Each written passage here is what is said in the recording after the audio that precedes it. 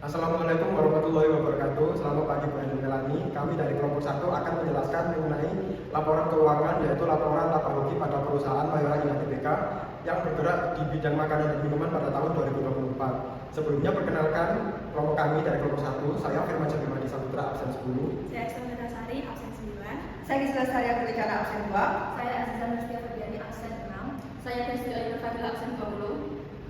Saya akan menjelaskan yaitu fungsi dan manfaat laporan laba rugi, yaitu yang pertama menunjukkan kinerja keuangan suatu perusahaan dalam suatu periode, apakah perusahaan tersebut mendapatkan sebuah kerugian atau mendapatkan keuntungan. Kemudian yaitu menjadi dasar pengambilan keputusan untuk manajemen bisa menilai efisiensi produksi dan pemasaran. Untuk investor dapat melihat apakah saham dari perusahaan tersebut layak untuk dibeli. Dan yang ketiga bagi kreditur untuk mengetahui apakah perusahaan tersebut mampu membayar hutangnya atau tidak. Kemudian juga menjadi alat evaluasi strategi, misal biaya iklan besar, apakah penjualan naik atau keuntungan meningkat karena efisiensi BPP. Kemudian yaitu menilai profitabilitas perusahaan, rasio penting yang bisa diturunkan dari laporan, yaitu ada 3. Yang pertama ada gross profit margin, yang kedua operating profit margin, dan yang ketiga yaitu net profit margin. Baik, pertama-tama saya menjelaskan tentang laporan laba rugi dan penghasilan komprehensif lain di tahun 2024 dari PT Mayora Indah Tbk. Di sini diketahui penjualan bersihnya sebesar 8.761 miliar dan BPP-nya atau beban pokok penjualan sebesar 6.326 miliar. Kemudian diketahui hasil penjualannya yaitu laba kotor sebesar 2 triliun sekian. Kemudian ada kategori beban usaha, yaitu ada 2, beban penjualan dan beban umum administrasi. Di mana ini jumlah beban usahanya terhitung 1.121 miliar. Kemudian ini laba usahanya terhitung ada 1.313 miliar terhitung dari yang penjualan di atas tadi dan juga jumlah bebannya.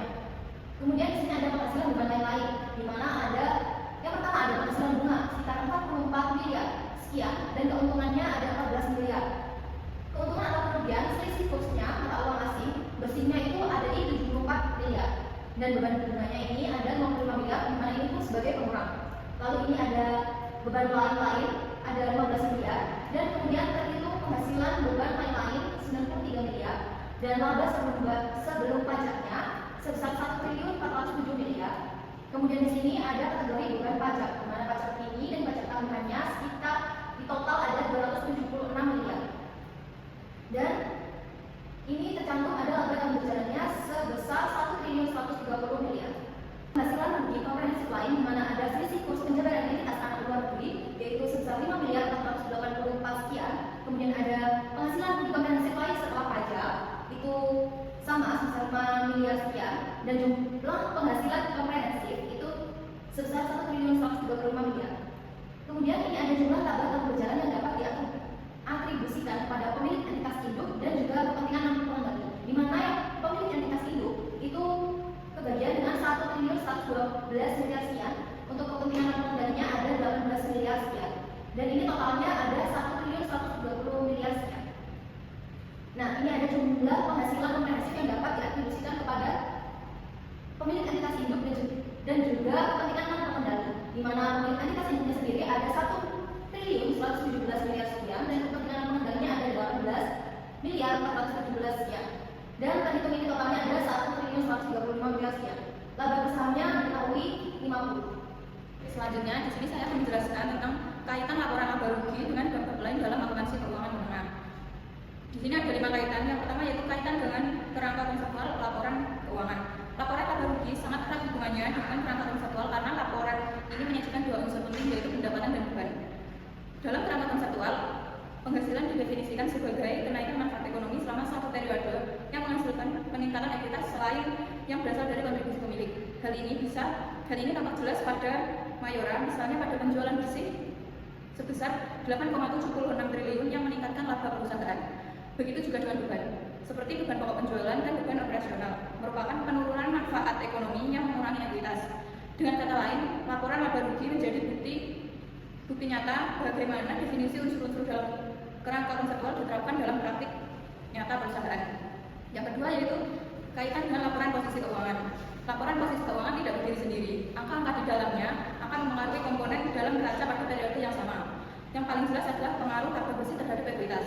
Pada PT Mayora, laba tahun berjalan sebesar 1,13 triliun pada akhirnya akan ditambahkan ke akun saldo laba dalam ekuitas setelah dikurangi dividen jika ada. Dan begitu, laba rugi bukan hanya menunjukkan kinerja, tetapi juga memiliki dampak langsung terhadap posisi keuangan perusahaan. Selain itu, beberapa akun dalam laporan laba rugi berkaitan langsung dengan pos-pos di neraca, yaitu penyusutan yang dibebankan dalam laporan laba rugi berasal dari aset tetap yang tercatat di neraca. Selanjutnya ada beban bunga berkaitan dengan liabilitas seperti pinjaman jangka panjang. Lalu ada beban pajak penghasilan juga berhubungan dengan utang pajak pada neraca. Semua ini menunjukkan bahwa laba rugi dan neraca selalu berinteraksi dan saling mempengaruhi.